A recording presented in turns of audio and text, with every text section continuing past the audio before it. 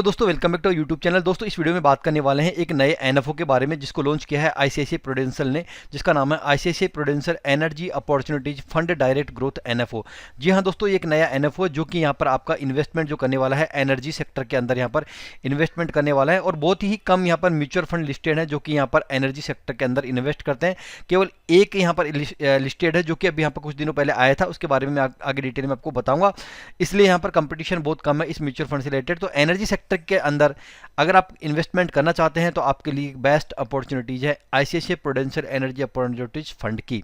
तो आगे सारी डिटेल जानते हैं बारीकी से कि कौन कौन से यहाँ पे स्टॉक्स होने वाले हैं इस फंड के अंदर।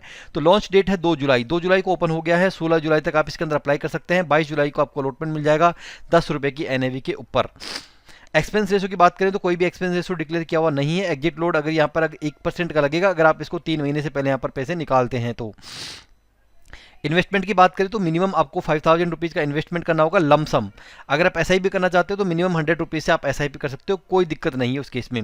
इसके जो फंड मैनेजर हैं वो तीनों फंड मैनेजर आपको बता देता हूँ, शंकर नारायण, शर्मिला और नित्या मिश्रा, ये तीनों इसके फंड मैनेजर है।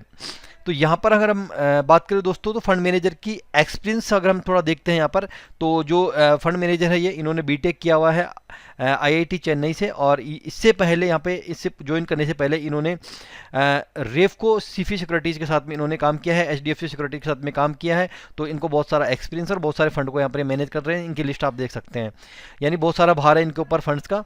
अब बात करें शर्मिला डी मेलोक की, तो इनकी जो क्वालिफिकेशन है वो यहाँ पर सीए और बीएएफ है। इन्होंने यहाँ पर आईसीआईसीआई प्रूडेंशियल को यहाँ पर ज्वाइन किया था सन 2016 के अंदर और बहुत सारे फंड को ये भी यहाँ पर मैनेज करती हैं।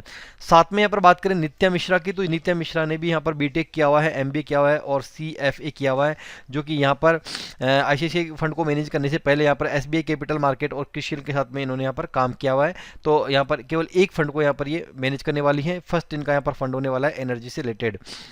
ठीक है, तो यहाँ पर हमने फंड मैनेजर की जानकारी ले ली, पर्याप्त जानकारी हमारे पास में। 3 फंड मैनेजर है इसके। यहाँ पर अगर हम टोटल रैंकिंग की बात करें, जिस फंड की हम बात कर रहे हैं उसकी इंडिया में रैंक है थर्ड रैंक है टोटल एयूएम में, जो कि 1993 के अंदर स्टेब्लिश हुआ था। और इसका जो बेंचमार्क है वो यहाँ पर ये है Nifty energy total return index. इसको हम बारीकी से जानते हैं, ये हमारे लिए जानना जरूरी है। तो जो ये फंड है दोस्तों निफ्टी एनर्जी, ये जो आपका इन्वेस्ट करता है वो किसके अंदर इन्वेस्ट करता है? ये इन्वेस्ट करता है पेट्रोलियम सेक्टर के अंदर, गैस में और पावर कंपनीज के अंदर। ऐसी कंपनी जो कि पेट्रोलियम, गैस और पावर से जुड़ी हुई है, उन कंपनीज के अंदर आपका इन्वेस्टमेंट रहने वाला है। और आपको पता है कि आने वाले टाइम के अंदर पेट्रोलियम की डिमांड बढ़ने वाली है, गैस की बढ़ने वाली है और पावर कंज्यूमशन की डिमांड बढ़ने वाली है। नो डाउट, कोई डाउट नहीं है इसके अंदर। जैसे इंडिया की पॉपुलेशन बढ़ती जा रही है वैसे वैसे इस सेक्टर की डिमांड आगे बनी रहेगी। यहाँ पे जो इनका इन्वेस्टमेंट रहने वाला है ऑयल, गैस एंड कंज्यूमर के अंदर लगभग 60% रहने वाला है और पावर सेक्टर के अंदर लगभग 40% का यहाँ पर इन्वेस्टमेंट रहने वाला है। अब जान लेते हैं कौन कौन सी कंपनियाँ इसके अंदर होने वाली है। तो जैसे कि यहाँ पर जो कंपनीज की लिस्ट है मैं आपको बता देता हूँ। यहाँ पर टोटल 10 कंपनी यहाँ पर इसमें होने वाली है, जो पेट्रोलियम, गैस और पावर सेक्टर की कंपनियां हैं, जो कि यहाँ पर एनएससी के ऊपर ऑलरेडी यहाँ पर लिस्टेड है। कौन कौन सी कंपनियां हैं वो भी यहाँ पर जान लेते हैं। तो यहाँ पर जो 10 कंपनीज हैं उनका अगर हम नंबर देखें तो सबसे ज़्यादा जो वेटेज है वो यहाँ पर रिलायंस इंडस्ट्रीज के अंदर है। रिलायंस इंडस्ट्रीज के अंदर इन्वेस्टमेंट है। एनटीपीसी के अंदर भी है यहाँ पर 14%, पावर ग्रिड के अंदर भी है 11% का वेटेज है, कोयल इंडिया के अंदर 8% का, ओएनजीसी के अंदर लगभग 8% का, टाटा पावर के अंदर लगभग 6% का, अडानी ग्रीन एनर्जी के अंदर भी 5% का, इंडियन ऑयल कॉर्पोरेशन के अंदर 4.79 का, भारत पेट्रोलियम के अंदर भी 4.67 का और अडानी एनर्जी सॉल्यूशन के अंदर भी इनका 2.73 का यहाँ पर वेटेज रहने वाला है। तो इन कंपनीज के अंदर यहाँ पर इन्वेस्टमेंट इनका रहने वाला है।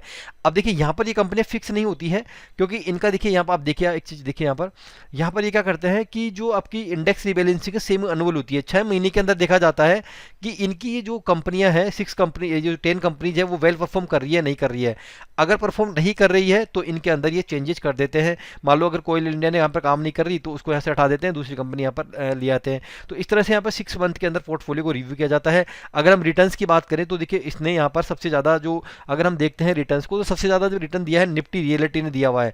लेकिन उसके बाद में सेकंड नंबर पर जो रिटर्न है वो निफ्टी पीएसयू बैंक का रिटर्न रहा है। लेकिन यहाँ पर एक साल में सबसे जो हाईएस्ट रिटर्न रहा है वो रहा है थर्ड नंबर पे निफ्टी एनर्जी और निफ्टी ऑटो का। तो निफ्टी ऑटो निफ्टी एनर्जी का लगभग यहाँ पर इक्वल यहाँ पर रिटर्न रहा है। तो कितना रिटर्न रहा है वो देख लेते हैं। तो 1 ईयर के अंदर हम रिटर्न देखें तो लगभग 70% का आपका रिटर्न है, 71% का आपका रिटर्न है यहाँ पर एक साल का। 5 साल का लगभग 23% है और अब तक का लगभग यहाँ पर 20% का रिटर्न है। अगर आप इसे 2024 के अंदर भी इन्वेस्ट करते तो आपको लगभग यहाँ पर 25% का रिटर्न यहाँ पर मिलने वाला था।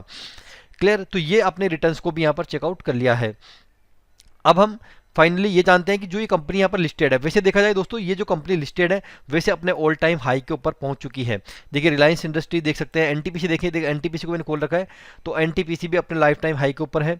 और जैसे टाटा पावर को भी देख लेते हैं, टाटा पावर शेयर, क्योंकि जिन कंपनी के अंदर इन्वेस्ट होने वाला है उन कंपनीज को हमारे लिए जाना जरूरी होता है जिनके अंदर वेटेज ज़्यादा है। तो ये देखिए जो टाटा पावर है बिल्कुल अपने लाइफ टाइम हाई के ऊपर हाई पे है, ये लाइफ टाइम हाई के ऊपर पहुंच चुका है। और यहाँ पर अगर हम बात करें यहाँ पर रिलायंस इंडस्ट्रीज़ की जिसके अंदर सबसे ज़्यादा वेटेज है, तो रिलायंस इंडस्ट्रीज़ का अगर हम देखते हैं 5 साल का मैक्सिमम हाई, तो मैक्सिमम हाई 5 साल का है इसका जून का, और ये आ गया मैक्सिमम हाई इसका 3106 जो है जुलाई का है। तो ऑल टाइम हाई के ऊपर लगभग सारी कंपनी यहाँ पर अभी ट्रेड कर रही है ना।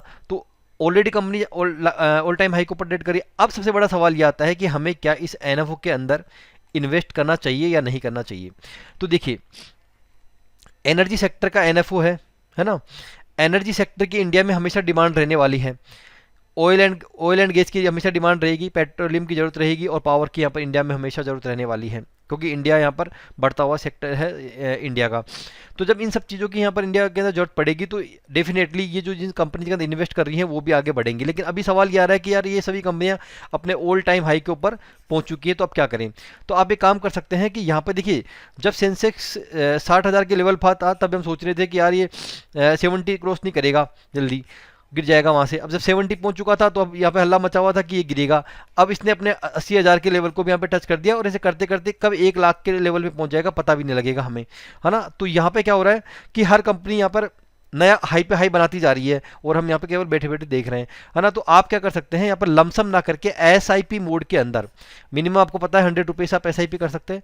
तो अगर आपको जो मेरी कंपनी बताई उसके अंदर आपको इंटरेस्टेड है, लगता है कि यार एनर्जी सेक्टर के अंदर इन्वेस्ट करना चाहिए, तो मिनिमम 100 रुपीज़ की एसआईपी है। तो आप अपने अकॉर्डिंग 500 रुपीज़ की, 1000 रुपीज़ की या 2000 रुपीज़ की एसआईपी मोड के अंदर इन्वेस्ट करो। एसआईपी मोड में इन्वेस्ट करने से क्या होगा कि मान लो कि अभी सेंसेक्स 80,000 के लेवल पे है, गिर गया, मान लो गिरने के बाद में 78 के लेवल पे आ गया या 76 के लेवल पे आ गया, तो आप एसआईपी करेंगे तो आपके अलग अलग लेवल के ऊपर यहाँ पर इन्वेस्टमेंट होता रहेगा। अगर मान लो आप लमसम करके बैठ जाते हैं और यहाँ पर मार्केट गिर जाता है तो फिर आपका जो भी लमसम इन्वेस्टमेंट है उसकी वैल्यू यहाँ पर कम हो जाएगी। तो मैं आपको यही बोलूँगा कि एनर्जी सेक्टर के अंदर आपको इन्वेस्टमेंट करना है तो आप एसआईपी मोड के अंदर फ्यूचर को ध्यान में रखते हुए यहाँ पर आप इन्वेस्टमेंट स्टार्ट कर सकते हैं। दोस्तों वीडियो अच्छा लगा होगा आपको, तो वीडियो अगर अच्छा लगा तो आप चैनल को सब्सक्राइब कर दो। और साथ में आपको बता दूँ कि इस तरह का जो फंड ऑलरेडी लिस्टेड है एनर्जी अपॉर्चुनिटीज़ का, वो है एसबीआई एनर्जी। एसबीआई का यहाँ पर जो फंड है वो ऑलरेडी लिस्टेड है, जो कि मैं आपको बता देता हूँ। इसका कंपिटिटर है एसबीआई एनर्जी अपॉर्चुनिटीज फंड। इसका भी रिटर्न देख लेते हैं यहाँ पर कितना जनरेट करके दिया है इसने। तो इसका जो रिटर्न देखें यहाँ पर ज़्यादा टाइम नहीं हुआ है अभी इसको लॉन्च हुए, ज़्यादा टाइम नहीं हुआ, लगभग 3 महीने से भी ज़्यादा टाइम नहीं हुआ है इसका, जहाँ तक मुझे आइडिया है। 13% का रिटर्न जनरेट करके दे दिया इसने 3 मंथ के अंदर, जो कि एक बहुत ही अल्टीमेट यहाँ पर इसके रिटर्न है।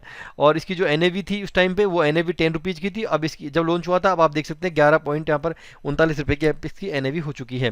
तो नो डाउट यहाँ पर ये सेक्टर आने वाले टाइम के अंदर बढ़ने वाला है। तो अगर आप इन्वेस्ट करना चाहते हो तो एनएफओ अभी आईसीआईसीआई प्रूडेंशियल का खुला हुआ है, आप उसके अंदर अप्लाई कर सकते हैं। फिर भी अगर आपके कोई सवाल है तो आप कमेंट करके पूछ सकते हैं। यहाँ पर मैं आपको बता देता हूँ कि जो डिफेंस का फंड है, यहाँ पे जो मोतीलाल ओसवाल का जो डिफेंस का फंड है दोस्तों, वो यहाँ पर उसके अंदर यूनिट्स अलॉट हो गई है।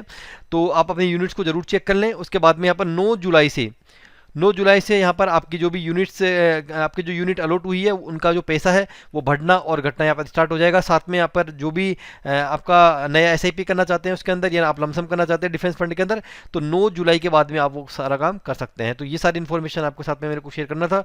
वीडियो अच्छा लगा तो लाइक कर दीजिए, चैनल को सब्सक्राइब कर दीजिए। Thanks for watching.